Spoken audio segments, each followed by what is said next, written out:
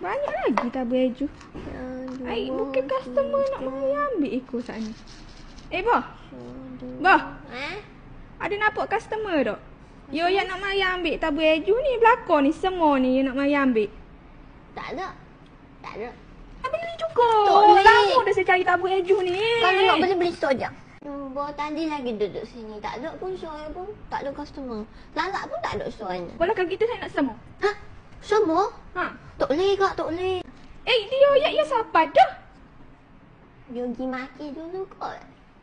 Tak masalah lo ni customer ni nak beli belakang je payment dah. Ha.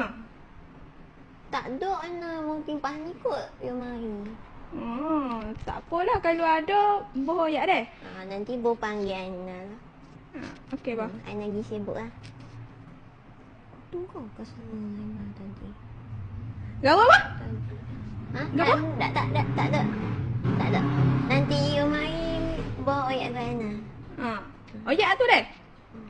Sebab boh besar suruh clear belakang ni. Tabung eju ni. Oh ya ke? You nak masuk stok baru pula. Nanti boh oyak deh. Lagi satu. Nak panggil you mari balik ke Ana ni. Payment